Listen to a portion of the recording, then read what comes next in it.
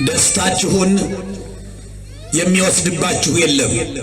ያልጠፋ ነው እየኖርን ያለነው ከጎረቤቶቻችን ምህረት የተነሳ ከባልደረቦቻችን መልካምነት የተነሳ አይደለም። ያልጠፋ ነው ከማን ምህረት የተነሳ ነው?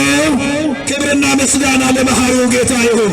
ያልጠፋ ነው ከሱ ምህረት የተነሳ ነው። ምስጋናና ልመና ብቻ ነው ጸሎት ማለት ነው። ሰው ቢሆን አስባችሁታል? አንድ ጊዜ ስጠይ ቸግሮ ነው እባክህ ብላችሁ የተበደራችሁት ገንዘብ ቢኖር ከዛ በኋላ ያንን ገንዘብ ጨርሳችሁ ቢቸግራችሁ ያን ሰው ደግማችሁ ትጠይቁታላችሁ? አንጠይቀው። የመጀመሪያው አልተመለሰማ። እኛ ከሰው ጋር መኖር አልችል ባልባት በኢትዮጵያ እኛ ከጎረቤቶቻችን ጋር ከባልደረቦቻችን ጋር ተስማምተን መኖር ባቃተን በዚህች ሀገር በኢትዮጵያ እነሱ ከዘንዶ ጋር ተግባብተው ኖሩ። አረ በረከታቸው ይደርብን። በእውነት የነሱ በረከት ካላደረብን በእውነት እንዴት ይሆናል? ይህች ሀገር እኮ በእውነት መጽሐፍ ቅዱስ ላይ በሰፈረው ታሪክ ውስጥ ታጥኑ የተቀደሰች ሀገር ናት። ወደ እግዚአብሔር እጆቿን የምትዘረጋ ያ ማለት እኛ ምህረትን ከእግዚአብሔር የምንቀበል በቸገረን ጊዜ ሁሉ ወደ ቻይና ሳይሆን ወደ እግዚአብሔር እጃችንን የምንዘረጋ እግዚአብሔርን እርዳታ የምንቀበል ነበር። አባቶቻችን በዚህ ሀገር በዚህች ሀገር በኢትዮጵያ ከአንበሳ ጋር ተግባብተው በሰላም ኖረዋል እና አቡነ ገብረ መንፈስ ቅዱስ ምስክር ናቸው። አባቶቻችን በኢትዮጵያ ከዘንዶ ጋር ተግባብተው በሰላም ኖረዋል። አቡነ አረጋዊ ምስክር ናቸው። አባቶቻችን ከአንበሳ ጋር ሰላም ኖረዋል። አቡነ ሳሙኤል ዘዋልባ ምስክር ናቸው። አባቶቻችን እኮ ድንቅ አድርገዋል። እኛ ከአራዊት ጋር መግባባት አይደለም ከሰው ጋር መግባባት አልችል ብለናል። ከሰዎች ጋር ብቻ አይደለም ማለት ከራሳችን ጋርም እየተግባባን አይደለም። ጠዋት የወሰነውን ከሰዓት ምን ሆኜ ነው ጠዋት ምን ነክቶኝ ነው ብለን ራሳችን የወሰነውን ራሳችን ይሁን ያለውን ከሰዓት ማፍረስ ጀምረናል። ይሄ ሰው ኃጢአቱ ሲበዛ እየመጣበት ያለ ጉድ ነው። ከእግዚአብሔር ጋር ስንጣላ ፍጥረታት በሙሉ በእኛ ላይ አመጹ። ስለዚህ ለእግዚአብሔር እሺ ስንል ፍጥረታት በሙሉ ለኛ እሺ ይላሉ። የኔ አባት እየሰማችሁ ነው። ለኔ ምንድነው አባት ወሎ አይዞች ለኔ ምንድነው? ለልጅስ ለልጅ ልጅስ ቅድመ አያት ነው። እግዚአብሔር ግን አባቴ ምንድነው? ባካችሁ ንገሩኝ። አባት ለኔስ ለልጅስ ለልጅ ልጅስ የዘላለም አባት ነው። አያችሁ የሁሉ አባት ነው መድኃኒዓለም። ዝምድናው አይርቅም። አያት አይሆንም፣ ቅድመ አያት አይሆንም ማለት ነው እግዚአብሔር። አያችሁ የዘላለም አባት አለ ኢሳይያስ። ቆይቶ ሰባተኛ ትውልድ ደርሶ ባይድ የማይሆን ማለት ነው። ሁሌ ቅርብ፣ ሁሌ አካል፣ ሁሌ የሱ ሁሌ ልጅ እያለ የሚጣል ዝምድናው የማይርቅ ወደ አያትነት ወደ ቅድመ አያትነት የማይርቅ ሰባተኛ ትውልድ ደርሷል። እሱ ዘመዳችን አይደለም የማይባል በስጋ የተዛመደን በለቢሰ ስጋ ነው የሚለው። ኮነነ ዘመደ ነው የሚለው። ብሉ እስኪ ያለውን ሰው ደግ ካልነው ብሉኝ ያለውን መድኃኒዓለም ምን ልንለው? በሰላም ስንነሳ ምን አለ ተመስገን ብንል እሱ በፈጠረው አንደበት አይቆጥር ብርሃኑ በርቶ ካያችሁ ጠዋት ስትነሱ ተመስገን በሉት እስቲ። ከወር አላዳርሳችሁ ያለ ደሞዝ ይኖራል። አልበቃችሁ ያለ አልሳካ ያለ ግድ የላችሁም ከነጉድለቱ አመስግኑበት። ማስታወቂያ በየወጣበት ዶክሜንታቸውን ይዘው ለሚንከራተቱ ስርዓት ሰዎች የእናንተ ያቺ የምታማረሩባት ስራ ብርቅ ናት። እንዲያው ውዬም ምገባበት ብቻ ስራ ላገኝ የሚሉ ሰዎች ብርቅ። እያማረራችሁ የምትመሩት ያ ትዳራችሁ ከነጉድለቱ አመስግኑ። ለላጤዎች ብርቅ ነው ከሰማይ ርቆባችሁ። ያኔ ይፈወሳል፣ ያኔ ይሞላል፣ ይስተካከላል። እስኪ አስቡ። ሌሎቹ ከጎረቤቶቻችሁ ጋር ውጡና የራሳችሁን ህይወት ወደ ኋላ ተመልሳችሁ እስኪ ዛሬ 5 ዓመት የነበራችሁበትን አስቡ። የዛሬ 10 ዓመት የነበራችሁበትን ማንነት አስቡ። ዛሬ ያላችሁበት እኮ ስትመኙት የነበረ ነው። ስትይዙት ስለማታመሰግኑበት መዳብ ሆነ። ያ ወርቅ ሆኖ የታያችሁ አመስግኑበት። ያኔ ማብራት ይጀምራል፣ መስተካከል ይጀምራል። መጀመሪያ ስምህ ይቀደስ ነው የሚባለው። እንዴ ሌሊቱን እኩል ነው የሚያነጋው። ታውቃላችሁ አይደል? በረንዳ ተኝቶ እያጣጣረ የሚያድረው ያ ምስኪን ድሃ ከጠቅላይ ሚኒስቴር እኩል ነው የሚነጋለት፣ ከሚሊዮነሮች እኩል ነው የሚያነጋለት። አረ ክብር ምስጋና ለመድኃኒዓለም ይሁን። በእውነት እግዚአብሔር ይመስገን። እንዴ አስባችሁታል? እግዚአብሔር ባይሆን ኑሮ እኩል ነገር ነበር። ይህች ፀሐይ በኮሚቴ ቢሆን ኑሮ የምትበላው አንዳንዶቹ በሀብታቸው ምክንያት ሌሊት 6 ሰዓትም ልትበራላቸው ትችላለች። አንዳንዶቻችን በድቅድቅ ጨለማ ነው የምንኖረው የነበረው። እኩልም ያነጋ መድኃኔዓለም ንጋታችን መድኃኔዓለም ምስጋና ለስሙ አጠራሩ ይሁን። እኩል ያኖረናል። ይሄው በጤና ቆምከኝ ተመስገን። ይሄው ልጅ ሰጠኸኝ ተመስገን። ይሄው ጤና፣ ይሄው አዲስ ቀን። ከቤተሰብ አባሎቻችሁ አንድ ሰው ተነስቶ የሆነ ነገር ቢያናግራችሁ ያነጋላችሁን እግዚአብሔርን ተመስገን ሳትሉ ከሱ ጋር ንግግር እንዳትጀምሩ። በቃ አለቀ። የመጀመሪያ ጠዋት ተነሳችሁ አፋችሁን መክፈት ከእግዚአብሔር ወደ በምስጋና ደህና አደርክ ሲሉ እግዚአብሔር ይመስገን ለማለት ካልሆነ የቤተሰብ አባል ከማነጋገራችሁ በፊት ድቅድቁን ጨለማ የገፈፈውን ጌታ ተመስገን ብላችሁ ከዛ በኋላ ነው ከሰው ጋር ማውራት።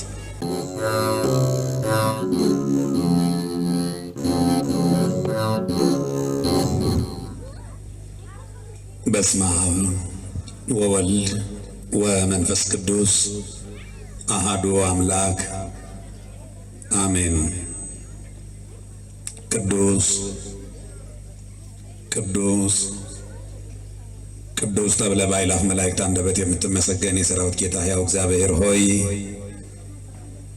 ያለ እረፍት የሚያመሰግኑ ትጉሃን መላእክት እያሉልህ እኛን ደካሞችን ለምስጋና ንጹሐን ሳንሆን በንጹሑ ቅዱሳንም ሳንሆን በተቀደሰው ስፍራ ስለሰበሰብከን ያየህብንን ያላሳየህብን የሰማህብንንም ጉድ ያላሰማህብን የእርቃናችን ከዳኝ የገመናችን ሸፋኝ ቸሮ አባት ደጉ ጌታ ባለ ብዙ ምሕረት እግዚአብሔር ሆይ አንተ እንደ ሰው አይደለህምና ክብርና ምስጋና ለተወደደው ስምህ ይሁን።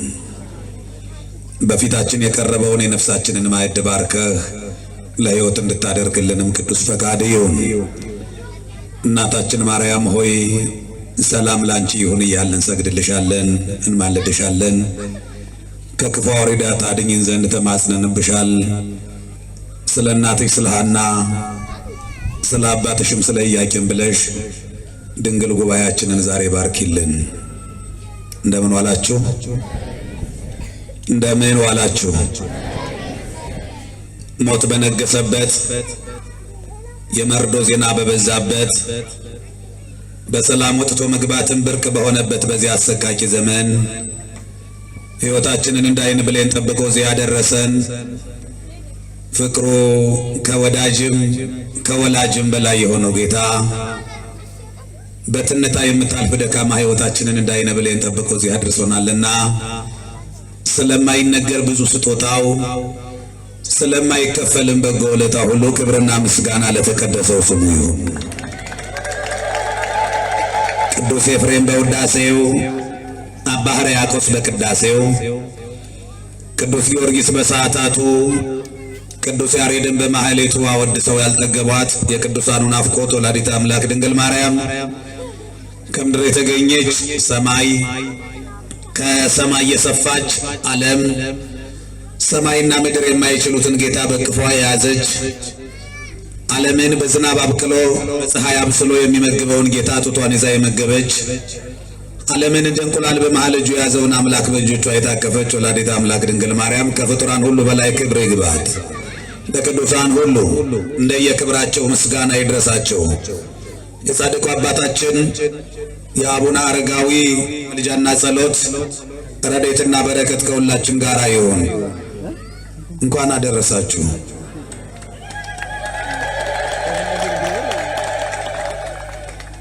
ግዴላችሁም ይህንን ጊዜ በሐኪም ቤት እያሳለፉ ያሉ ሰዎች አሉ። ይህንንም ምሽት በእስር ቤት እያሳለፉ ያሉ ብዙ ሰዎች አሉ። አንዳንዶቹ በሞትና በሕይወት መካከል ሆነው በየጸበሉ በየሆስፒታሉ እየተንከራተቱ አንሶላ ከብዶባቸው እያጣጣሩ በሞትና በሕይወት መካከል ሆነው ይሄ የምንተነፍሰው አየር እንኳን ብርቅ ሆኖባቸው በኦክሲጅን ታግዘው የሚተነፍሱ ብዙ ሰዎች አሉ። ደግሞ ነውራችን ተከድኖ በደላችን ተሸፍኖ ነጩን ልብስ ለብሰን በቅድስና ለምስጋና በቅዱሱ ቦታ ስንሰበሰብ ጥቁር ለብሰው ለሐዘን የተቀመጡ ደግሞ ብዙ ሰዎች አሉ። እኛን ግን እግዚአብሔር በምሕረትና በቸርነቱ ጽድቃችን በዝቶ ሳይሆን ምሕረቱ በዝቶልን በቅዱሱ ቦታ ከፈተና ከሕመም ከብዙ ስቃይ ሁሉ ሰውሮ እዚህ አድርሶናልና ለዚህ ቸር አባት ምን ይገባዋል? እባካችሁ ከፍ አድርጋችሁ ምስጋና ሰውለት፣ አመስግኑት። በድጋሜ ክብር ይግባው መድኃኔዓለም። የሰወረን እዚህ ሰዓትም ያደረሰን የጠበቀን ታማኝ እረኛችን መድኃኔዓለም ለስም አጠራሩ ክብር ምስጋና ይግባው። ክብር ምስጋና ይግባው። ክብር ምስጋና ይግባው። እግዚአብሔር የተመሰገነ ይሁን። ምሽታችንን የበረከት ምሽት ያድርግልን።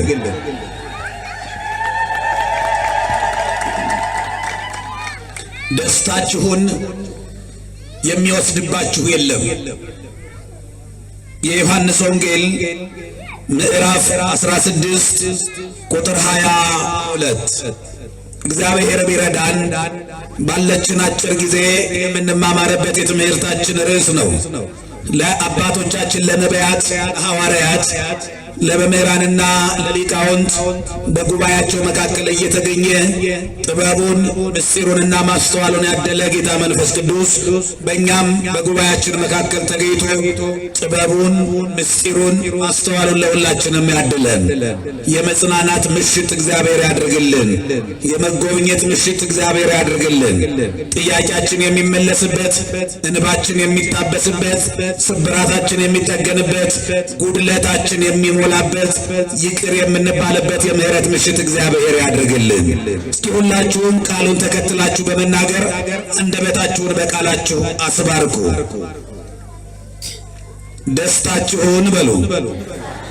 ደስታችሁን የሚወስድባችሁ የለም። የተወደዳችሁ የእግዚአብሔር ልጆች ደስታ በዚህ ዘመን አልበረክት ያለን ሀብት ነው። ደስታ አሁን ሰምተነው እንደ ዲም ላይት ልጭ ብሎ ደስታችንን አጣጥመን ሳንጨርስ እንደገና በሌላ መርዶ ይተካል። ጆሮአችን የደስታን ወሬ ሰምቶ ለአንድ ሰዓትና ለአንድ ቀን መቆየት አይችልም። ያንን ደስታ ሰምተን በደስታችን ስንቦርቅ በደስታችን ሐሴት ስናደርግ ወዲያው ልብ የሚሰብርና ጥቁር የሚያስለብስ ሌላ መርዶ ይመጣል። አሁን ላይ ደስታችን የተወሰደብን ደስታችን አልበረክት ያለን ብዙ ሰዎች አለን። በብዛት እኛ ኢትዮጵያውያን ደስታ ያልበረከተልን ደስታ አልቆያለን ደስታችን እድሜው ያቀረብን ሰዎች ነን። ደግሞ የደስታችን ምክንያትና ምንጭ መሰረታችንም ይለያያል። እንደምታውቁት ሰው እያንዳንዳችን ተነስተን ብንጠየቅ ምንድነው አንተን የሚያስደስትህ? ከሁሉም ነገር ምንድነው የሚያስደስትሽ ተብለን እያንዳንዳችን ብንጠየቅ የደስታችን ምንጭ ይለያያል። የምንደሰትባቸው ነገሮች ይለያያሉ። ደስታዎቻችን ከለራቸው ብዙ ናቸው። እነዚያ ሁሉ የተሰበሰቡ ደስታዎች ግን እድሜያቸው አጭር ነው። በመጽሐፍ የተጻፈው ደስታ፣ የሚበረክተው ደስታ፣ እድሜው የሚረዝመው ደስታ፣ የማይወሰደው ደስታ፣ ብልጭ ብሎ እንደ ዲም ላይት ወዲያው እልም የማይለው ደስታ በእግዚአብሔር ላይ የተመሰረተ ደስታ እንደሆነ መጽሐፍ ይነግረናል። ለዚህም ነው በምን መደሰት እንዳለብን ስንጠይቀው ቅዱስ ጳውሎስ በምን መደሰት እንዳለብን ሲመክረን እንደዚህ ይላል። ሁል ጊዜ ይላል። መቼ ተናገሩ ባካችሁ። ሁል ጊዜ በጌታ ደስ ይበላል ይላል። ይሁላችሁ በሱ የሆነ ደስታ ወደ ሐዘን የማይቀየር የማይወሰድ የማይሰለብ ሐዘን ከሐዘን ጋር በፈረቃ ያልሆነ ቋሚ ደስታ ነው በእግዚአብሔር የሚገኘው ደስታ። ስለዚህ ቅዱስ ጳውሎስ ደስ ይበላችሁ ብቻ አይደለም የሚለው፣ ደግሜ እላችኋለሁ ምን ይበላችሁ? እባካችሁ ንገሩኝ። በማን? በሱ ደስ ይበላችሁ። ብዙ ቀን ሰዎች ደስ ብሎን ያውቃል። ብዙ ቀን ሰዎች በሰጡን ተስፋ ደስ ብሎን ያውቃል። ብዙ ቀን ከሰዎች ባገኘነው ስጦታ ደስ ብሎን ያውቃል። እነኛ ሁሉ ደስታዎች ግን መጀመሪያ ቦርቀን መጀመሪያ ሐሴት አድርገን ያ ሁሉ ፈንጠዝያ፣ ያ ሁሉ ደስታ፣ ያ ሁሉ ሐሴት፣ ያ ሁሉ ዝላይ እንደገና ጥቁር አስለብሶን አቁስሎን ልባችንን ሰብሮት ወደ ትካዜ ተቀይሯል። ደስታው ቋሚ የሆነ ደስታው ዘላለማዊ የሆነ ደስታው የሚበረክት እሱ በእግዚአብሔር የተገኘ ደስታ ነው። በእግዚአብሔር ያልተገኘ ነገር ከዓለምና ከዓለማውያን የሚያገኘው ነገር በሙሉ ዓለምም ዓለማውያንም ኃላፊ ናቸውና በእነሱ የተገኘውም ነገር ኃላፊ ነው። የማይወሰድ ደስታ እንዳልኳችሁ አንዳንዶቹ ሰላምንና ሐሴትን ደስታንም በመጠጥ ሊያገኙ ይሞክራሉ። ስለዚህ ደብሮኛል፣ ደስተኛ አይደለሁም ብለው የት ይሄዳሉ? መጠጥ ቤት። ምንን ፍለጋ? ደስታና ሰላምን ፍለጋ። አንድ ፈላስፋ ሲናገር ይኸውልህ አለ፣ ሰላም ባለእጅ አይደለም፣ መጠጥ ቤት አይገኝም። ቅድም ሲዘመር ሰምታችኋል። እውነተኛው ሰላም ያለው ከየት ነው? ከቤቱ ነው የሚገኘው ሰላም። ራሱ እግዚአብሔር እንዲህ አለ፣ ሰላሜ ዚአየ አድግ ለክሙ፣ ሰላሜን እሰጣችኋለሁ አለ። ምንን እሰጣችኋለሁ? ሰላሜን እሰጣችኋለሁ። እኔ የምሰጣችሁ ሰላም፣ በቤቴ የሚገኘው ሰላም፣ እግዚአብሔር የሚገኘው ሰላም እንደሚሰጠው አይደለም። ዓለም እንደሚሰጠው አይደለም። ዓለም መድኃኒቱ አይደለም የምትሰጠው፣ ማስታገሻውን ነው የምትሰጠው። ስንጠጣ ለጊዜው ያንን ነገር ልንረሳ እንችላለን። ቆይቶ ግን ያገረሻል፣ እሶ ትዝ ይለናል። እዚያው ትካዜያችን፣ እዚያው ሐዘናችን ውስጥ እንገኛለን።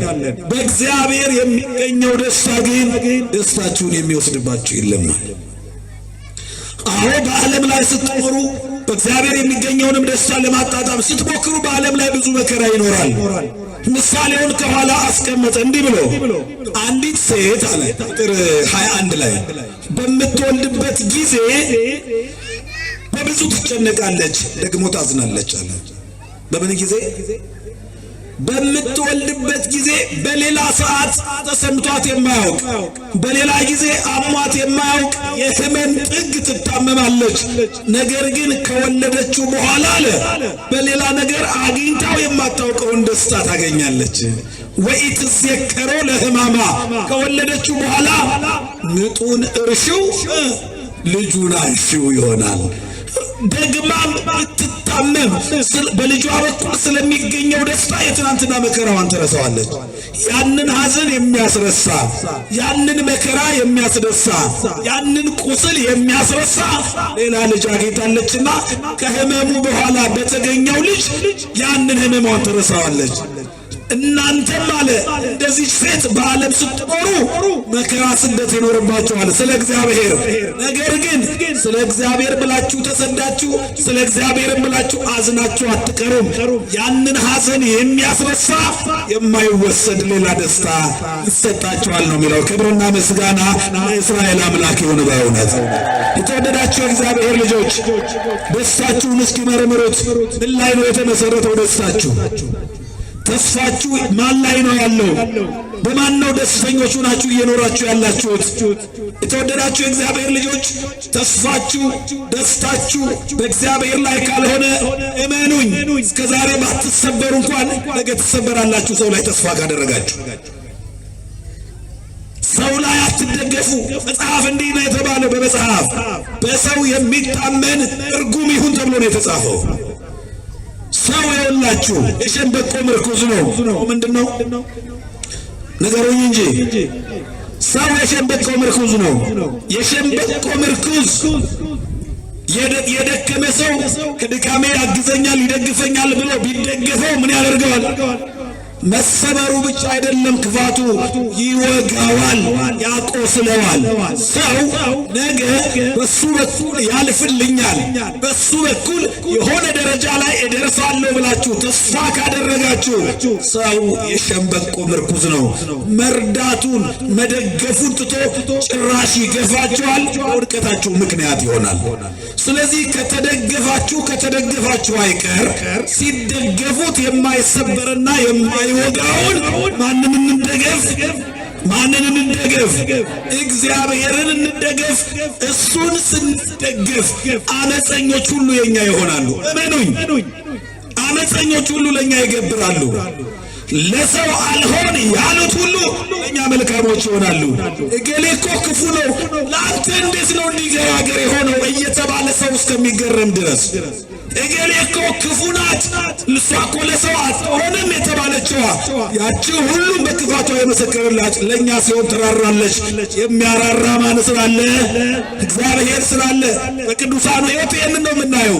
የሚሰባብሩ አንበሶች አሻንጉሊት ሲሆኑ በቅዱሳን ታሪክ አይተናል።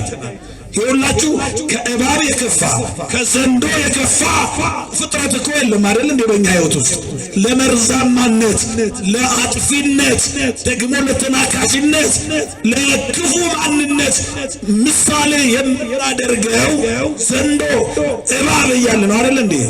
የዛሬውን ታሪክ ቀን እንደተማራችሁት አቡነ አረጋዊ ግን ዘንዶ የሚያጠፋ የሚውጥ የሚበላ ሳይሆን መሸጋገሪያ ድልድይ መወጣጫ ሊፍት ነው የሆናቸው ለቅዱሳኑ። ክብርና ምስጋና ለቅዱሳኑ አምላክ ይሁን። በእውነት የተወደዳችሁ የእግዚአብሔር ልጆች እግዚአብሔር ሰጥቶ የሚከለክል ንፉግ አካል የለም። እስኪ በሉልኝ፣ እግዚአብሔር ሰጥቶ የሚከለክል ንፉግ አካል የለም። እግዚአብሔር ከልክሎ ደግሞ የሚሰጥ ደግ ሰው የለም። ሰጭም ነሽም ማን ነው? ሰጭም ነሽም ማን ነው? እግዚአብሔር ከሰጣችሁ አለቃችሁ አይኑ እየጠቆረ እርር እያለ ደሞዛችሁን ትበላላችሁ። ያልጠፋ ነው እየኖርን ያለነው ከጎረቤቶቻችን ምሕረት የተነሳ ከባልደረቦቻችን መልካምነት የተነሳ አይደለም። ያልጠፋ ነው ከማን ምሕረት የተነሳ ነው? ክብርና ምስጋና ለመሐሪው ጌታ ይሁን። ያልጠፋ ነው ከሱ ምሕረት የተነሳ ነው። ስለዚህ ይሄ እግዚአብሔር ቸር ነው። ደስታችሁን ሁል ጊዜ በእግዚአብሔር ላይ አድርጉ፣ ሁል ጊዜ በጌታ ደስ ይበላችሁ ነው የሚለው። ዳዊትም ደስታው በቤቱ በመኖር ነው። ምርጫቸው የቅዱሳኑ ይሄ ነው። ታስታውሳላችሁ፣ ዳዊት ወደ እግዚአብሔር ቤት እንሂድ ባሉኝ ጊዜ ባካችሁ ንገሩኝ። እኔ በጣም እኮ ነው የሚገርመኝ። አስተውላችሁታል? ግን እግዚአብሔር ቤት ተገኝቶ ሲዘምር ሲሰበክ እኮ አይደለም ዳዊት ደስ ያለው። መቼ ነው? አቤት አቤት!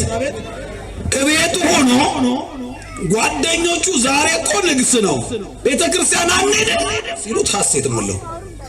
እኔ በጣም የሚገርመኝ እንሂድ ባሉት ጊዜ ደስ ያለው ሂዶ የቃል ኪዳኑ ታቦት ወጥቶ ሲያገኙ ምን ሊሆን እንደሚችል መገመት አያዳግትም። ደግሞ አይተነዋል። እሱን ጥሎ ነው የሚዘምረው። የምን ፕሮቶኮል፣ የምን ክብር፣ የምን ንግስና፣ የምን ገናንነት፣ የምን አጀብ ነው! ክብር ያከበረ ጌታ ይሁን ብሎ አምላኩ በደስታ ዘለለ፣ አመሰገነ። ክብር ምስጋና አምላካችን ለእግዚአብሔር ይሁን። አያችሁ፣ ያከበረኝ ክብር ለክብሩ ይሁን አለ። ክብር አለኝ። የትናንትና እረኛ አይደለሁም ወይ? በግ ከምሸጥበት እንዲህ አለ። ዘያነሶ ምድር ለነዳይ ወያሌሎ መሬት ለምስኪን ከመያድብሮ ምስለ መላእክት ህዝቡ። ምስኪኑን ከፋንድያ ላይ አንስቶ በሰገነት ላይ የሚያከብር አለ። ኧረ ክብር ምስጋና ለእስራኤል አምላክ ይሁን። ደግሞ እኛ ምን ክብር አለን? እሱ የከበረው ጌታ ሲያከብር ብቻ ሁሉም ይከብራል። ይኸውላችሁ ከአህያ የተናቀ ፍጡር የለም። ስሟ ስድብ የሆነች ናት። እግዚአብሔር ሲያርፍባት ግን ምንጣፍ ተነጥፎላት ዝማሬ በጆሮዋ እየሰማች የዝማሬ ማዕበል በጆሮዋ እየፈሰሰ በሰላም ውላለች። አያችሁ፣ ያ የከበረው ጌታ ሲያርፍበት የማይከበር ፍጡር የለም። እሱ ሲያከብረው፣ እሱ ከፍ ከፍ ሲያደርግ፣ እሱ ሲሾም፣ እሱ ሲያወድስ፣ እሱ ከፍታ ላይ ሲያስቀምጥ ይችልበታል። ያልተጠበቀውን ያልታሰበውን ደግሞ ለዚህ ክብር ይሆናል ያልተባለውን ከፍ ማድረግ እግዚአብሔር ይችልበታል። ስለዚህ ደስታችሁ ሁልጊዜ ድቅድቁን ጨለማ በሚያነጋ እግዚአብሔር ይሁን። ለራሱም በሚጨልምበት በሰው ላይ ተስፋ አታድርጉ። ደግሞ ደስታችሁን በሰው ላይ አይሆን፣ ሁልጊዜ ደስታ ምንጭ በሆነው ደግሞ ስጦታው የማይቋረጠው ስጦታው ማለቅ አይደለም በማይጎድልበት በእግዚአብሔር ላይ ነው ደስ መሰገድ ያለባችሁ። ወሃቤ ጸጋ ዘእም ጸጋ ፍጹም ይሉታል። ጸጋን ከፍጹም ጸጋ ከማይጎድል በረከቱ ዘግኖ የሚሰጥ እግዚአብሔር ምን ከማይል ሀብቱ ምን ከማይል አያችሁ ማለቅ አይታሰብም። ጭራሽ አይጎድልበትም። ምን አይልበትም? አይጎድልበትም። ይሰጣል አይጎድልም። ያው ፍጹም ጸጋ ነው እግዚአብሔር ጋር ያለው። አያችሁ ያ በረከት ካለው ያ ስጦታ ካለው አሁንስ አበዛችሁት ብሎ አመላችን የማይከብደው ፊቱ የማይጠቁር ሁልጊዜ ትከሻው የማይዝል እንደ ብርቱ አባት እንዴት አይነት አምላክ ነው! በመድኃኒዓለም ቸር አምላክ ቸር አባት እማያዳላ ፊት የማያይ ልብን የሚያይ እግዚአብሔር ኧረ ክብር ምስጋና ለስሙ ይሁን። ይሄ ቸር አምላክ ነው። እንዴት አይነት አባትነት ነው ይሄ አባት! የተወደዳችሁ እግዚአብሔር ልጆች ለልጆቹ ዳቦ ገዝቶ የሚገባባት እኮ አይደለም፣ ስጋውን እየቆረጠ የሚያበላባት እኮ ነው። ይሄ አባት ለልጆቹ ወተት ገዝቶ የሚገባባት አይደለም፣ ደሙን ቀድቶ የሚያጠጣ ቸር አባት። ክብር ምስጋና ለአባታችን ለመድኃኔዓለም ይሁን። በሱ ደስ ይበላችሁ፣ በሱ ደስ ይበላችሁ። እንዲያው እኮ ሌላ ቃል አጥተን አባታችን አለው እንጂ እኮ እግዚአብሔር አባታችን ብቻ አልነበረም። ሌላ ለሱ ብቻ የሚሆን ቃል አጣን የለም። በቃ ጣሪያው ቃላት ይሄ ውዱ ቃል አባት የሚል ብቻ ነው። በቃ እናት የሚለው ነው። ሌላ ምን አለ? ከዚህ ከፍ ያለ ሌላ ውድ ቃል አጣንለት እንጂ እኮ እሱን አባታችን ብሎ መጥራት እኮ ስም ማጥፋት ያስቀጣ ነበር። እንዲያው እንዴ ወልዶ በሚክድ ወልዶ ለልጆቹ አስቤዛ ለመግዛት በሚጨቃጨቅ ወላጅ ስም በእኛ በተጠራንበት ስም እሱን መጥራት ረስም ማጥፋት ነው። ግን ሌላ ቃል የለንም። አንድ ያሉ ሊቃውንት እስመ አንተ ተአምር ድካሙ ለሰብ የኛ የሰውን ድካሙን እሱ ያውቅ፣ በቃ አቅማችንን ያውቀዋል። የወላጅ አንዱ ደግሞ መለያው ልጅ እየተኮላተፈ የተናገረውን አስተካክሎ መስማት ነው። በቃ አስተካክሎ ይሰማዋል። እሱ ምን ለማለት እንደፈለግን እንጂ ያ አይደለም። አባት ስንለው በጣም ተኮላትፈን በወረደ ቃል ነው በእኛ ልክ ነው እያወራን ያለ ነው። እግዚአብሔርንማ በእግዚአብሔር ልክ ሊገልጥ የሚችል ልሳነ ኪሩቤል እንኳን የኪሩቤል አንደበት እንኳን ያንን ክብሩ መግለጥ አይችልም። ያንን ውለታው ያንን ፍቅሩ መግለጥ አይችልም። አያችሁ። ስለዚህ የተወደዳችሁ እግዚአብሔር ልጆች ደስታችን በዚህ ሁሉን እየፈጠረ እየመገበ እየጠበቀ በሚያስተዳድረው በዘላለም ንጉሥ በመድኃኔዓለም ነው ደስታን ማድረግ። ብዙ ነገሥታት ተስፋ አድርገንባቸዋል። አሁን እንኳን ለውጥ ይመጣል ብለን ሲመጡ አጨብጭበናል። ብዙ ዜናዎችን ሰበር ዜና ተብሎ ተወርቶላቸዋል። መጨረሻ ልባችንን ሰብረው ይሄዳሉ። የሁላችሁ ስብራትን የሚጠግን የዘላለም ንጉሥ መድኃኔዓለም የድንግል ማርያም ልጅ ብቻ ነው። የእስራኤል ንጉሥ ነው። ፈጥሮ የሚገዛ በእጅ ብልጫ በሕዝብ ምርጫ ያልተሾመ በየ5 ዓመቱ የምርጫ ስጋት የሌለበት የዘላለም ንጉሥ ነው። ክብርና ምስጋና ለንጉሣችን ይሁን። በእውነት በሱ ነው መደሰት፣ በሱ ነው ሐሴት ማድረግ። ሊቃውንቱ ደስታን በ4 ዋና ዋና ክፍሎች ይከፍሉታል። እየሰማችሁ ነው? በስንት ይከፈላል አልኳችሁ? ፍስሐ ኖሎት ይባላል። አንዱ የእረኞች ደስታ ማለት ነው። ቤተልሔም ላይ ስትሄዱ እረኞቹ ወደ ቤተልሔም ሄዱ። አንዲት የወለደች ሴት ሊያዩ ነው። እዚያ ጋር ሲሄዱ ያዩት ደስታ እጅግ ይገርማል። ምድር ሰማይ ሆናለች። ሰማያውያን መላእክት ወርደዋል። በሰማይ የሚኖረው ጌታ ሰማይ መቀመጫው ምድር መረገጫው የሆነ ያ የዘላለም ንጉሥ የማይዳሰሰው ተዳስሶ የማይታየው ታይቶ ረቂቁ ገዝፎ ያ ጌታ አዩት። ኦ አምላክ ሆይ ስብሐት ለእግዚአብሔር በሰማይ ለእግዚአብሔር ምስጋና ይሁን፣ በምድርም ለሰው ልጅ ሰላም አሉ። እርቅ ተወጠነ፣ ተፈጸመ፣ ደስታ ሆነልን አሉ። የእረኞቹ ደስታ ሰዎች በተደረገላቸው የሚደሰቱት ደግሞ እግዚአብሔር ባደረገላቸው መልካም ነገር የሚያገኙት ደስታ ነው። ሁለተኛው ደስታ ፍስሐ ቆናጽል ይባላል። የቀበሮ ደስታ ማለት ነው። ይህ ደስታ ደግሞ በጣም የሚገርም ነው። ቅድም እንዳልኳችሁ ወዲያው ታይቶ ወዲያው እልም የሚል ደስታ ነው። ቀበሮ ጣዝማ የሚባል ማህር አለ። እሱን ለመብላት ትፈልጋለች። ስትፈልግ የሆነ ቀዳዳ መግቢያው አለ። እሱን ስታገኘው ጣዝማ አገኘው ብላ ትቦርቃለች። አገሩን ታዳርሰዋለች። ትዘልና ስትመጣ የቱ ጋር እንደነበረ ቦታው ይጠፋባታል። እንደገና በአዲስ ፍለጋ ትጀምራለች። ረጋግጣው ያ ቦታው ጠፍቶ ምንም የቱ ጋር እንዳለ ይጠፋል። ብዙዎቻችን ደስታችን እንደዚህ ሆኖብናል። ያገኘነው እጃችን የገባውን መጨረሻ ላይ ሊደርስ መደምደሚያው ማጠቃለያው የመጨረሻው የምስራች ሊደርስ ሲል እየከሸፈ ዜናውን ብቻ ሰምተን ዋዜማውን አክብረን ዕለቱን ማክበር ያልቻልን ሁልጊዜ ዋዜማ ላይ ያለን፣ ሁልጊዜ ጫፍ ላይ መድረስ፣ ሁልጊዜ እቅድ ላይ ያለን፣ ሁልጊዜ ምኞት ላይ ያለን እንደዚህ አይነት ደስታ ይዘን ያለን ብዙ ሰዎች አለን። የሁለተኛው ደስታ። ሶስተኛው ደስታ ፍስሐ መላእክት ይባላል። የመላእክት ደስታ ይሁላችሁ። ሰው ከተደሰተ አይቀር በተለይ ክርስቲያን ወደዚህ ደስታ ነው ማደግ ያለበት። መላእክት የሚደሰቱት ለራሳቸው በሆነው ነገር አይደለም። ለሰው ሲሆን እነሱ ይዘምራሉ፣ ደስ ይላቸዋል።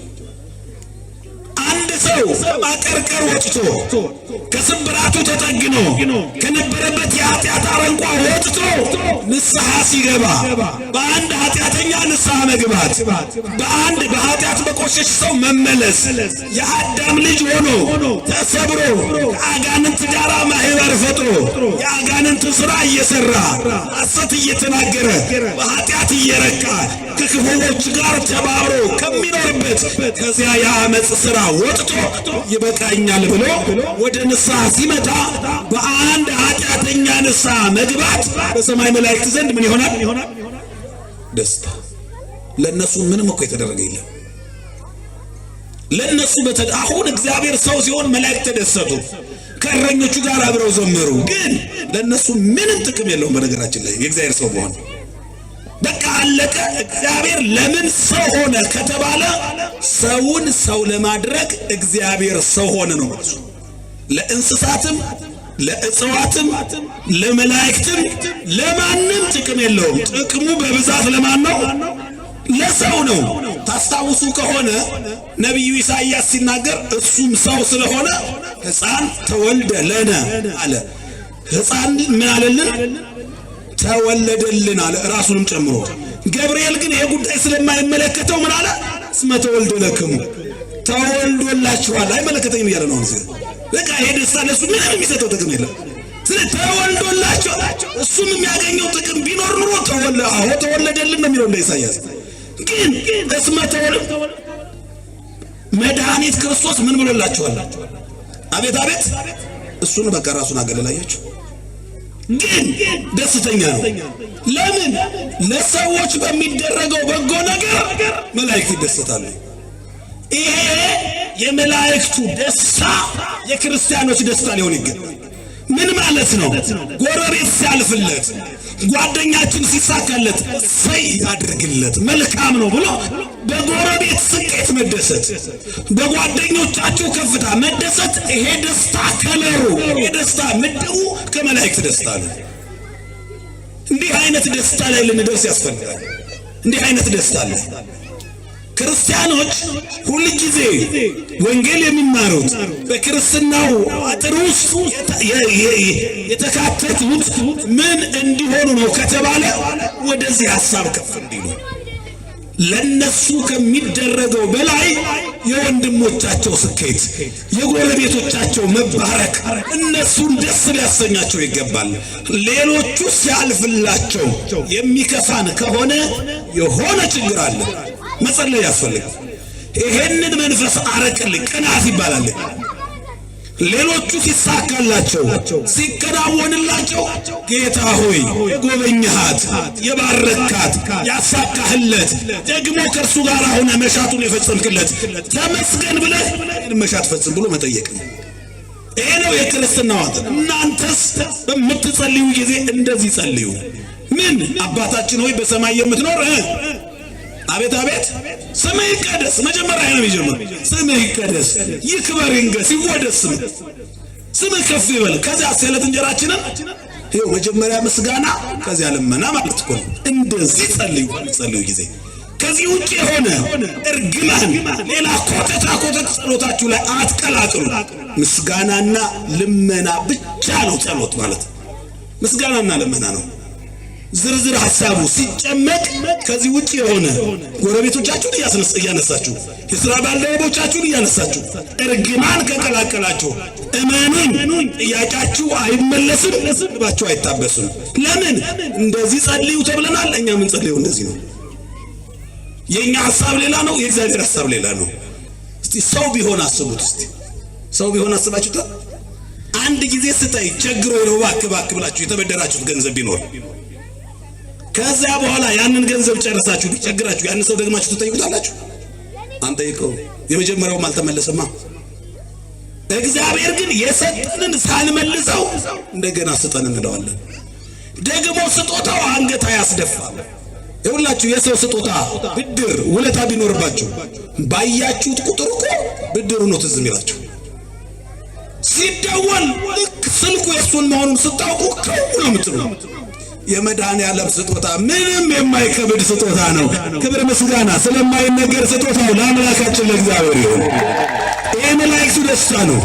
በጣም የተናቀውና የመጨረሻው ደስታ አጋንንት ይባላል። የአጋንንት ደስታ። አጋንንት በምንድን ነው የሚደሰቱት?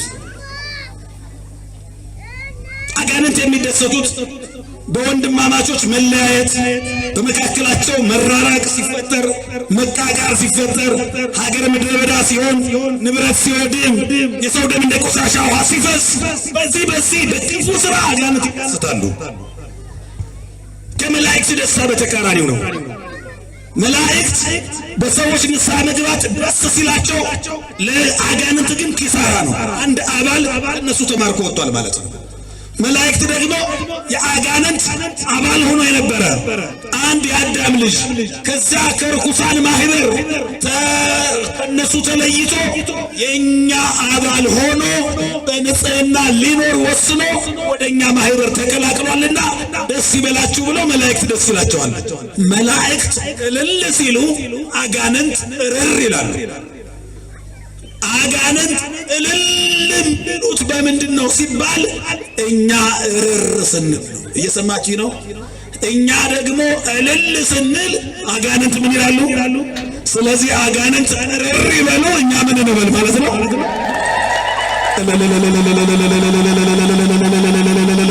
ታስታውሳላችሁ? የቃል ኪዳኑ ታቦት ሲወጣ ካህናቱ መስቀሉን ይዘው ጽናውን ይዘው ማዕጠንቱ ሲያጥኑ መንፈስ ያለበት ሰው ምን አልኩ ይላል? ተቃጠሉ። እርር እያለ ነው። አያችሁ? ሰዎች መላእክትን መስለው ከኃጢአት ርቀው ሐሴት ሲያደርጉ በእግዚአብሔር ደስ ሲላቸው አጋንንት እርር ማለት ነው። በእንዲህ አይነቱ ማህበር በእንዲህ አይነቱ ህብረት አጋንንት አይደሰቱም። ምክንያቱም ይሄ ህብረት የመላእክት ህብረት ነው። እንዳው ምን ይላል ቅዱስ ያሬድ?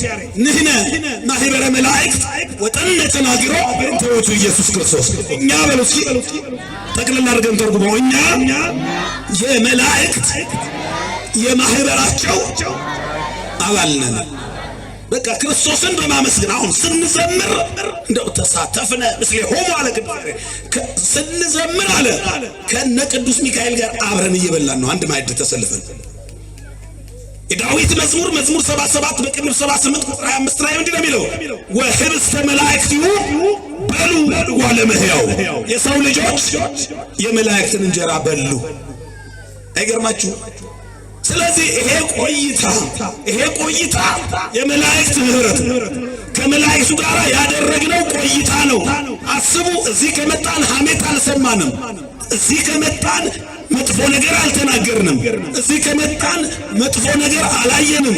ይሄ ምሽት ዛሬ አቡነ አረጋዊ ባይሆኑ ይሄ ጉባኤ ባይኖር ኑሮ ሁላችን አንዳንዳችን በመጠጥ ቤት፣ አንዳንዳችን በመኖሪያ ቤት፣ አንዳንዳችን በሆነ ቦታ ብናበሽ ኑሮ ከዚህ ሁሉ ሰው 10 ሰው 15 ሰው ኃጢአት ይሰራ ነበር። ወይ ዓይናችን መጥፎ ያይ ነበር፣ ወይ ጆሮአችን መጥፎ ይሰማ ነበር፣ ወይ አንደበታችን መጥፎ ይናገር ነበር። በዚህ ቦታ በመሰብሰባችን መላእክትን መስለን ዓይናችን መጥፎ ሳያይ፣ ጆሮአችን መጥፎ ሳይሰማ፣ አንደበታችን መጥፎ ሳይናገር መላእክቱን መስለን በቤቱ አመሸን። ኧረ ሁሌ በቤቱ ይሰብስበን የኛ አባት መድኃኔዓለም ምስጋና ይግባው። ስለዚህ መላእክትን መስለናል። ይሄ እንዲሁነን ሲያዩ አባቶቻችን ጠባቂዎቻችን ቅዱሳን መላእክት ሐሴት ያደርጋሉ። እኛን መስለው ነው ያመሹ። እሰይ ተመስገን ብለው ስለኛም ያመሰግናሉ። አይገርማችሁ? ኃጢአት ስንሰራ ያዝናሉ። እነሱ ሲያዝኑ መላእክት አጋንንት ደግሞ ይደሰታሉ። ኃጢአት በመስራታችን መሻታቸው ተፈጸመ፣ እቅዳቸው ተሳካ። ስለዚህ ሁል ጊዜ በቤቱ፣ ሁል ጊዜ በመላእክቱ ጥበቃ፣ ሁል ጊዜ በንጽህና ስንኖር፣ አሁን አስባችሁታል? ሁል ጊዜ እዚህ ቤት ብንኖር እኮ መላእክት ነው የምንመስለው ማለት እኮ ነው። እንደዚህ በዚሁ መቀጠል ቢሆን አይገርማችሁም? በዚህ ቆይታችን፣ በዚህ ምሽታችን እንዲህ ከኃጢአት ተቆጥበን ካመሸን፣ እንዲህ ከተባረን፣ እግዚአብሔር ካጽናናን፣ እግዚአብሔር ከጎበኘን፣ እግዚአብሔር ከኃጢአት ርቀን እንድናመሽ ካደረገ እዚሁ ብናድር ንጹሐን ነን፣ እዚሁ ብንኖር ንጹሐን ነን። አሁን ቅዱሳንን አስቧቸው። ያ ማለት ገዳም ያሉ መነኮሳትን አስቡ። ወደ ቤታቸው አይሄዱ፣ ላይመለሱ ነው ወደ ቅድስናው ቦታ፣ ወደዛ ማህበር የተቀላቀሉት። ስለዚህ የሚኖሩት በመላእክቱ ሥርዓት ነው። ሰው ይሁኑ ሥጋ ይልበሱ እንጂ ደግሞ ለቁመተ ሥጋ ጥቂት ምግብ ይመገቡ እንጂ ኑሯቸው የበረከቱ ኑሮ ነው። የግል ንብረት የላቸውም፣ የግል ቤት የላቸውም። ወደ ቤታቸው እየሄዱ እየተመላለሱ አይደለም። ሕይወታቸውን በሙሉ በምናኔ ለእግዚአብሔር ሰጥተዋል። እና አቡነ አረጋዊ ስባቸው በረከታቸው ይደርብን። እግዚአብሔር የመረጣቸው እኛ ከሰው ጋር መኖር አልችል ባልባት በኢትዮጵያ እኛ ከጎረቤቶቻችን ጋር ከባልደረቦቻችን ጋር ተስማምተን መኖር ባቃተን በዚህች ሀገር በኢትዮጵያ እነሱ ከዘንዶ ጋር ተግባብተው ኖሩ። አረ በረከታቸው ይደርብን። በእውነት የነሱ በረከት ካላደረብን በእውነት እንዴት ይሆናል? ይህች ሀገር እኮ በእውነት መጽሐፍ ቅዱስ ላይ በሰፈረው ታሪክ ውስጥ ታጽኑ የተቀደሰች ሀገር ናት። ወደ እግዚአብሔር እጆቿን የምትዘረጋ ያ ማለት እኛ ምሕረትን ከእግዚአብሔር የምንቀበል በቸገረን ጊዜ ሁሉ ወደ ቻይና ሳይሆን ወደ እግዚአብሔር እጃችንን የምንዘረጋ እግዚአብሔርን እርዳታ የምንቀበል ነበር።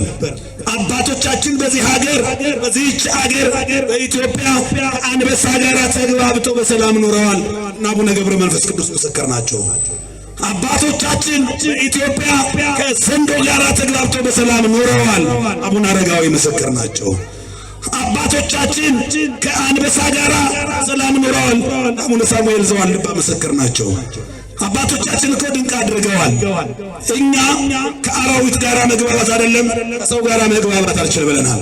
ከሰዎች ጋር ብቻ አይደለም ማለት ከራሳችን ጋርም እየተግባባን አይደለም። ጠዋት የወሰነውን ከሰዓት ምን ሆኜ ነው ጠዋት ምን ነክቶኝ ነው ብለን ራሳችን የወሰነውን ራሳችን ይሁን ያለውን ከሰዓት ማፍረስ ጀምረናል። ይሄ ሰው ኃጢአቱ ሲበዛ እየመጣበት ያለ ጉድ ነው። ሰው ጽድቁ እየበዛ ሲሄድ ደግሞ ከአራዊት ጋር መግባባት የመጀመሪያው አዳም ዕፀ በለስን ሳይበላ የነበረበት የቅድስና ደረጃ ላይ ይደርሳል ማለት ነው። ታስታውሳላችሁ? አዳም ዕፀ በለስን ሳይበላ በገነት የኖረው 7 ዓመት ከ1 ወር ከ17 ወይም ከ47 ከእንስሳትና ከአራዊት ጋር እየተግባባ እንደ መልካም ወላጅ አንተ ነብር አንተ አንበሳ ብያለሁ እያለ በወላጅነት ማዕረግ ለእንስሳትና ለአራዊት ስም ያወጣ ነበረ። ከነሱም ጋር የተግባባ ነበረ። እነሱም የማይጎዱት ነበረ። ኃጢአቱ እየበዛ ሲመጣ ግን አሁን የእግዚአብሔርን ቃል ስንተላለፍ ግን እነሱም በጠላትነት ተነሱ። ይውላችሁ ሰው ከቤቱ አባወራ ጋር ከተጣላ ከሚስትም ጋር ከልጆችም ጋር ጠብ ነው። በቃ ሁሉም ነው የሚጣላው። ከእግዚአብሔር ጋር ስንጣላ ፍጥረታት በሙሉ በእኛ ላይ አመፁ። ስለዚህ ለእግዚአብሔር እሺ ስንል ፍጥረታት በሙሉ ለእኛ እሺ ይላሉ። እግዚአብሔር ደግሞ ሁሌ መልካም፣ ሁሌ አባት፣ ሁሌ ደግ ነው። እየሰማችሁ ነው? ሁሌ ምንድነው? ሁሌ ደግ፣ ሁሌ አባት፣ የሁላችንም አባት ነው። እኔ በጣም ነው የሚገርመኝ። እስኪ አንድ ጥያቄ ልጠይቃችሁ ጠቅለል ለማድረግ ትምህርቱን። የኔ አባት እየሰማችሁ ነው? ለኔ ምንድነው? አባት ነው። አይዞች፣ ለኔ ምንድነው? ለልጅስ ቅድመ አያት ነው። እግዚአብሔር ግን አባቴ ምንድነው? ባካችሁ ንገሩኝ። አባት ለኔስ፣ ለልጅስ፣ ለልጅ ልጅስ የዘላለም አባት ነው። አያችሁ፣ የሁሉ አባት ነው መድኃኒዓለም። ዝምድናው አይርቅም፣ አያት አይሆንም፣ ቅድመ አያት አይሆንም ማለት ነው እግዚአብሔር። አያችሁ፣ የዘላለም አባት አለ ኢሳይያስ። ቆይቶ ሰባተኛ ትውልድ ደርሶ ባይድ የማይሆን ማለት ነው። ሁሌ ቅርብ፣ ሁሌ አካል፣ ሁሌ የሱ፣ ሁሌ ልጅ እያለ የሚጣል ዝምድናው የማይርቅ ወደ አያትነት ወደ ቅድመ አያትነት የማይርቅ ሰባተኛ ትውልድ ደርሷል። እሱ ዘመዳችን አይደለም የማይባል በስጋ የተዛመደን በለቢሰ ስጋ ነው የሚለው፣ ኮነነ ዘመደ ነው የሚለው። በድንግል ማርያም በኩል በስጋ የተዛመደን ትምክህተ ዘመድነ ስንል ከእግዚአብሔር ጋር ስላዛመደችን መመኪያችን ነሽ እንላታለን። ክብር ለአማኑኤል እናት ለመብርሃን ይሁን። በእውነት የቸር አምላክ ሰው ሆኖ ሰው አደረገን። አያችሁ፣ በዚህ ዘመን ስደቱን የምናስብበት ነው። ያ የክርስቶስ ስደት ከገነት የተሰደድን እኛ እንድንመለስ እሱ ተሰደደ። አያችሁ፣ በሱ ነው የሚካሰው የኛ ጉድለት በሙሉ። የቆሰልኛ ለቁስላችን መድኃኒቱ የሱ መቁሰል ነው። በእርሱ ቁስል ነው እኛ የምንፈወሰው። በሱ ስደት ነው እኛ ከስደት የምንመለሰው። በሱ እርቃን ነው የኛ እርቃን የሚሸፈነው። ኧረ ክብር ምስጋና እርቃኑን ሆኖ ለሸፈነን ተሰዶለት ወደ ገነት ለመለሰን ለመድኃኔዓለም ይሁን። ይሄንን አምላክ አለማመስገን እንዴት ንፉግነት ነው ባካችሁ! እንዴት አይነት ንፉግነት ነው አለማመስገን እግዚአብሔርን። ጠዋት ስንነሳ ተመስገን መልካም መድኃኔዓለም የተባለ ድርሰት አለ። እዚያ ላይ ተሰሙ አልቦ እምሰር ዘከማየ ይላል። እንደኔ አይነት ክፉ እንዳንተ አይነት ቸር የለም። እስኪ በሉ ጌታ ሆይ በሉ እስኪ እንደኔ ክፉ እንዳንተ ቸር የለም። አይገርማችሁ? ሰጥቶን ስጋውን ቆርጦ አብልቶን ደሙን ቀድቶ አልረካለ እግዚአብሔር። አያችሁ፣ ስጦታው በሁለት ነው የሚከፈለው እግዚአብሔር። የራሱ አንደኛው የራሱ ይባላል። ምን ይባላል? የራሱ የማን ናት? የራሱ። ይሄ መሬት የማን ነው? አየሩ የማን ነው? ሁሉ የራሱ ነው። የራሱን ሰጥቶ አልረካለ። ከዚያ ራሱን ሰጠ። ከዚህ በላይ ምን ፍቅር አለ? ራስን ከማብላት ራስን ከማጠጣት በላይ ደምን ከማጠጣት በላይ ምን ፍቅር አለ? በጣም እኮ ነው የሚገርመው። ይኸውላችሁ ቤት ወስዶ ብሉ፣ እስኪ ብሉ፣ ይጣፍጣል አይጣፍጥም እንዴ? ብሉ እንጂ ይልሳውን በጎረቤት ደግ እንለዋለን አይደል? ምንድነው የሚባለው? በማርያም ንገሩኝ። ደግ ነው። ምን ስላለ ነው? ምን ስላለ? ብሉ ስላለ ነው አይደል? ብሉ እስኪ ያለውን ሰው ደግ ካልነው ብሉኝ ያለውን መድኃኔዓለም ምን ልንለው ነው? ምንም ተመስገን ነበር። ይኸውላችሁ እሱ ይሄን ሁሉ አድርጎ እኛ የከለከልነው ምን እንደሆነ ታውቃላችሁ? ተመስገን የሚል 5 ፊደል። ታዲያ እንደኛ ክፉ አለ እንዴ? እንደኛ ክፉ አለ ወይ? የለም። ጠዋት እኮ እኛ በሰላም ከመኝታችን ስንነሳ ከምኝታቸው ሰው ደግፎ የሚያስነሳቸው ሰዎች አሉ። በሰላም ስንነሳ ምን አለ ተመስገን ብንል እሱ በፈጠረው አንደበት አይቆጥር። እስኪ ተመስገን በሉ፣ ድገሙት።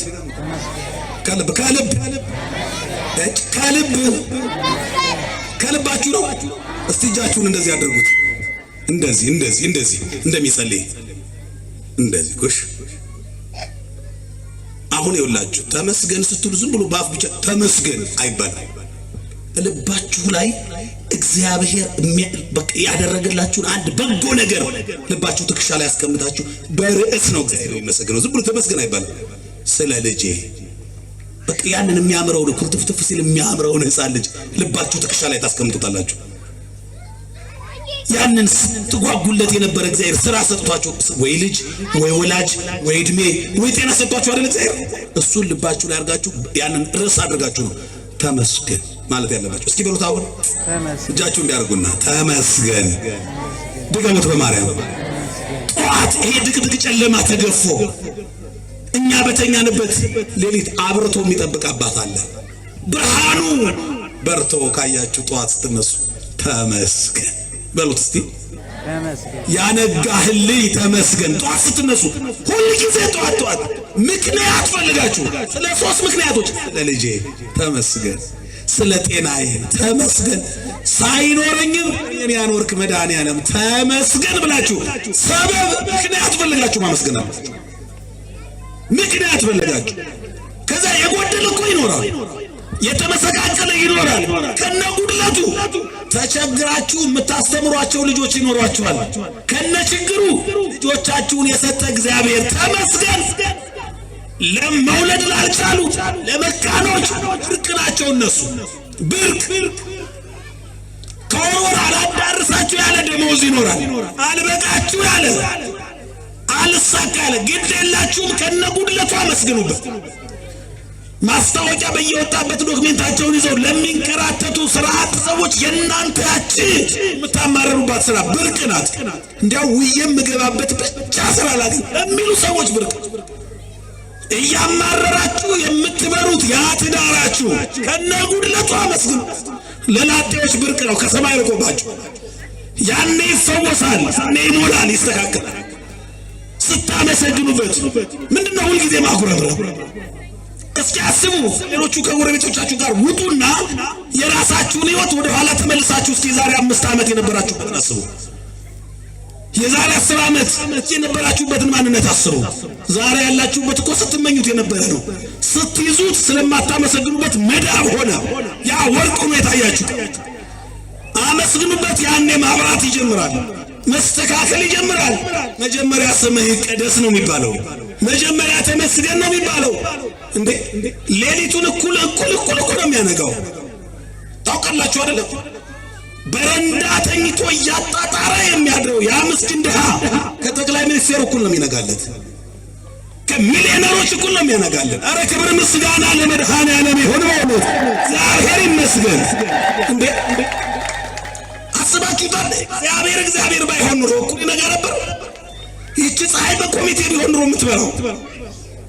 አንዳንዶቹ በሀብታቸው ምክንያት ሌሊት 6 ሰዓትም ልትበራላቸው ትችላለች። አንዳንዶቻችን በድቅድቅ ጨለማ ነው የምንኖረው የነበረው። እኩልም ያነጋ መድኃኔዓለም ንጋታችን መድኃኔዓለም ምስጋና ለስም አጠራሩ ይሁን። እኩል ያኖረናል። ይኸውላችሁ አንዳንዶቹ ሀብት እያላቸው እነሱ ሙተዋል። ሀብት እያላቸው ሙተው መኪና እያላቸው ይሄ እኮ እገሌ ይባል የነበረ ሰውዬ መኪና ነው፣ ይሄ ደግሞ የእገሌ ይባል የነበረው ሰውዬ ህንፃ ነው እየተባለ ህንፃቸው፣ መኪናቸው፣ ንብረታቸው ይቆጠራል። እነሱ ሙተዋል፣ አፈር በልቷቸዋል። ህንፃው፣ መኪናው፣ ንብረታቸው አንድ ላይ ተጨምቆ ተተምኖ 1 ዓመት እነሱን ማኖር አልቻለም። እኛ ግን ባይኖረንም መድኃኔዓለም አኖረናል። ምስጋና ይግባው። እግዚአብሔር እንደ ሰው አይደለም። ተመስገን ማለት ያስፈልጋል። ስለዚህ ጠዋት ተነስተን ይሄንን ማለዳ በብዙ ስቃይ ያነጉ ይሄንን ሌሊት ያሳለፉ በብዙ ጭንቅ ሰዎች ብዙ ሰዎች አሉ። ያነጋህልኝ መድኃኔዓለም ተመስገን። ብዙዎቹ ከመኝታቸው ሰው ደግፎ ነው የሚያስነሳቸው። መጸዳጃ ቤት ደርሶ ለመምጣት የሰው ድጋፍ የሚፈልጉ አሉ። ይሄው በጤና ቆምከኝ ተመስገን፣ ይሄው ልጅ ሰጠኸኝ ተመስገን፣ ይሄው ጤና፣ ይሄው አዲስ ቀን፣ ይሄው ሁሌ አዲስ እጅ የማይል ስጦታ እየሰጠ ጠዋት እግዚአብሔር ያስደስተናል። ይሄንን አምላክ ሁል ጊዜ እንዲያውም አንድ ሊቅ ሲናገር ከቤተሰብ አባሎቻችሁ አንድ ሰው ተነስቶ የሆነ ነገር ቢያናግራችሁ ያነጋላችሁን እግዚአብሔርን ተመስገን ሳትሉ ከሱ ጋር ንግግር እንዳትጀምሩ። በቃ አለቀ። የመጀመሪያ ጠዋት ተነሳችሁ አፋችሁን መክፈት ከእግዚአብሔር ወደ በምስጋና ነው። ደህና አደርክ ሲሉ እግዚአብሔር ይመስገን ለማለት ካልሆነ በስተቀር ይሄንን ዕቃ የት ነበር ያደረግሽው ብሎ ከጠየቀ፣ ይሄንን ዕቃ የት ነበር ያደረግከው ብላ ከጠየቀች፣ የቤተሰብ አባል ከማነጋገራችሁ በፊት ድቅድቁን ጨለማ የገፈፈውን ጌታ ተመስገን ብላችሁ ከዛ በኋላ ነው ከሰው ጋር ማውራት። ምስጋና ይገባዋል አይገባውም? ይመስገነኝ አባት መድኃኔዓለም ምስጋና ይግባው። የእግዚአብሔር በረከት፣ የእግዚአብሔር ወልድ ፍቅር፣ የመንፈስ ቅዱስ ኅብረት፣ የቅድስት ድንግል ማርያም ምልጃና ጸሎት፣ የቅዱሳን ሁሉ ጠባቂነት፣ የመስቀሉ ኃይልና በረከት ከሁላችን ጋር ይሁን። ሎቱ ስብሐት